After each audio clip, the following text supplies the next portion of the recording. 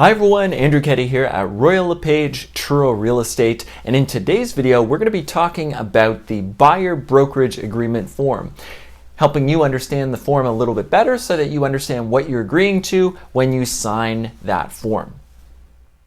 Now the first thing is that the form is effective for a certain amount of time, so you may hire a brokerage to look for a property on your behalf for a certain period of time. It may be a few months, it may be longer, but it is spelled out in Section 1 of that form.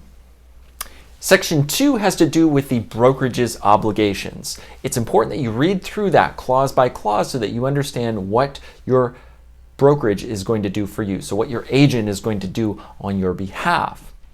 Section 3 has to do with buyer obligations. Now, as a buyer, there are certain things that you're going to want to do so that your agent can help find you the perfect property. But if you don't do the things outlined in that section, it can be very difficult for them to serve you as well as they could if you're following all those clauses. Section 4 has to do with how the brokerage gets paid. And make sure that you understand how that works, because in many cases, there's no cost to you as a buyer. However, in specific situations, you may still be responsible for covering part of the fees under specific circumstances. So make sure you understand how that works, and it's outlined nicely in that section. Section 5 is about the distribution of information. So make sure that you understand how your information is going to be used. It's outlined quite nicely in that section.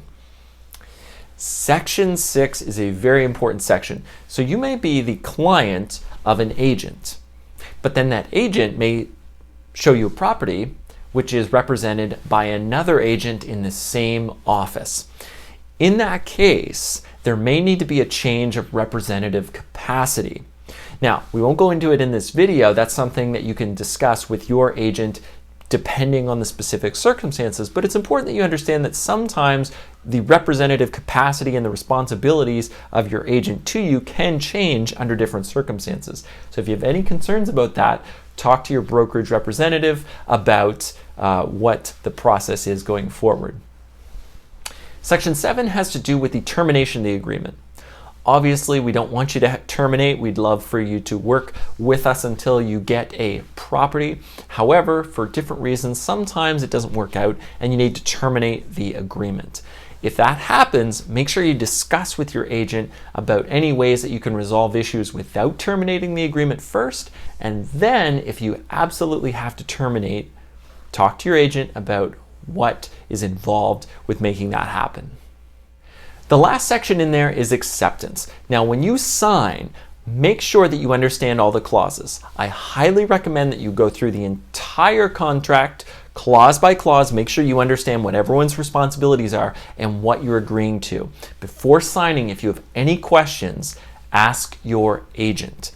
If you sign and you don't understand all the clauses, it can make it harder for the agent to do their job, and it makes it more difficult for you to be served as well as you could if you understand all your obligations under the terms of that contract. So hopefully after watching this video, you have a better understanding of how the Buyer Brokerage Agreement form works. Do you still have questions? Give me a call, 902-899-4106, and I'd be happy to answer any questions that you may have. Don't forget to subscribe to Truro Real Estate Agent for all kinds of help and tips and all kinds of useful information about the local real estate industry and to help make you a more confident buyer or seller.